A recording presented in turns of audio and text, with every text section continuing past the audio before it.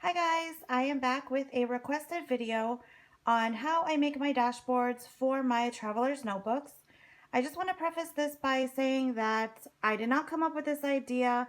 I actually got the inspiration from somebody here on YouTube.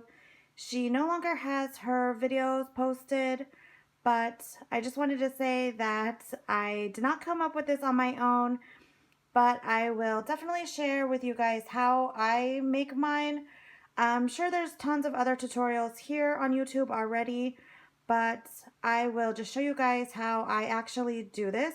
It's actually really quick and easy, so let's get started. The first thing that I do is I start with a piece of scrapbook paper, and I just use like a 12 by 12 sheet. Most of the time I will use a piece of scrapbook paper that is double-sided so that when I create the dashboards, they end up being reversible so that I can use either side. So I normally do that. So the first thing that I do is I just grab whatever size I want to make. So if I want to do like a field note size, which is 3.5 by 5.5, or if I want to do a regular size, then I will grab a regular size insert. In the case that you don't have double-sided scrapbook paper, you can definitely take two sheets of paper and just kind of glue them together. And that's what I did here because both of these papers were from two different collections and neither one of them were double-sided. So I just kind of used my tape runner and glued them together so that I would have an inside. And I did this just because, like I said, so that it is reversible and you can fold it around the other way and have a design once you get sick of the other one. But what I do is I just take the insert and I just line it up on the edge, and then I just take a pencil and I trace around it, and I do that twice. So then I would move the insert over here and trace around it and cut it out. And then after that, I take my corner punch and I just punch all over the corners to make them round. You don't have to do that. I do that. I just think it looks more finished. I don't know. I just think it looks more clean and I just like it better with the rounded corners. And so at this point, after you have your two pieces of your covers already cut out and your corners punched, this is when I will add washi tape. I added this glitter tape. I wrote my name there. I added some washi tape on this side so that the washi tape will be on the outside like that. On some of these other ones that I did previously, I added these ephemera pieces from Posh Pieces by Melissa, and I just glued them on. You can add whatever you want, washi tape, stickers, pieces of ephemera, just pretty much anything that you want to do.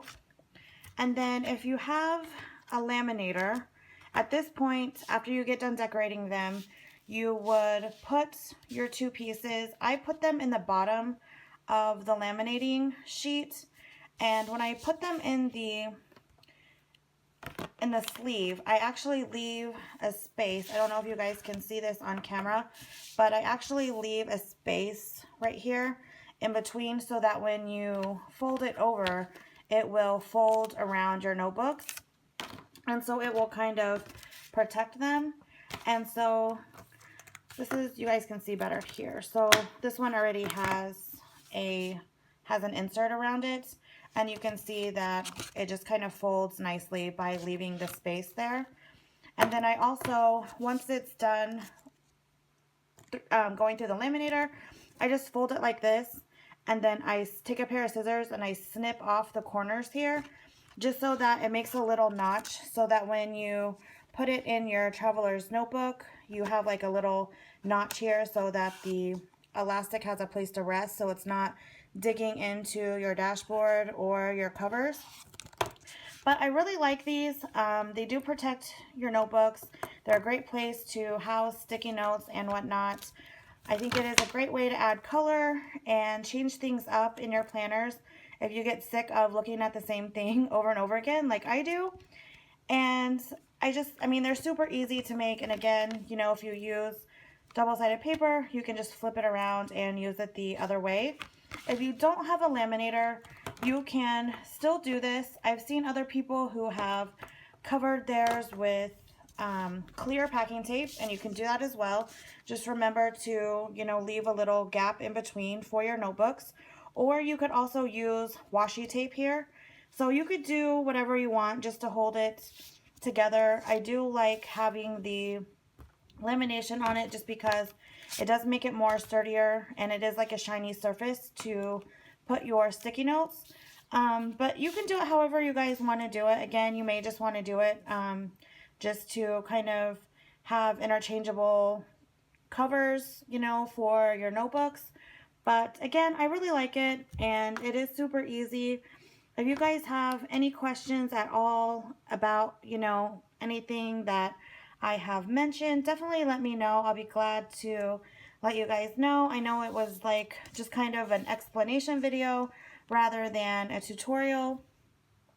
But again, if you wanted to use, a regular size insert, you would just do the same thing. You would just trace two sides here and then cut those out and round off your corners, add all your decorations, and yeah, so that is that. I am changing up my system again. I am actually waiting on a Sweet Dory from Milk Shop on Etsy, and it should be here this week. I'm super excited. It is in the field note size. I am still kind of messing around with things, trying to see what planner system and what books and what journals I'm going to be using for 2016. So I'm going to try and use a field note size traveler's notebook for my main planner. I've never done that before, and I hope it works out just for portability reasons. I am a little bit nervous about not having, my Midori brand inserts just because I'm so accustomed to the Midori inserts, but I'm also excited to play around with some new things. I have this monthly insert from the Yellow Paper House on Etsy, and I do really like their inserts, but the boxes are really, really small, and by the time I stamp in the dates, I'm not really going to have any room at all to write. And I do like my monthly layout. I do use these. So I'm still on the hunt for the perfect field note size monthly layout. So if you guys know of anyone that you recommend, please let me know in the comments below, because I'm still kind of looking for that. But in the meantime, I'm just kind of gathering 3.5 by 5.5 inserts to kind of play around with them to see what I want to use. I've got a Moleskine here as well as some other brands, and I am working on my setup. So as soon as I get my Sweet Dory from Milk Shop, I will definitely set that up and do a setup video for you guys and let you guys know what I am using. I will also be showing you guys what planners and notebooks and all of that stuff that I'm currently using and what I plan on changing over to.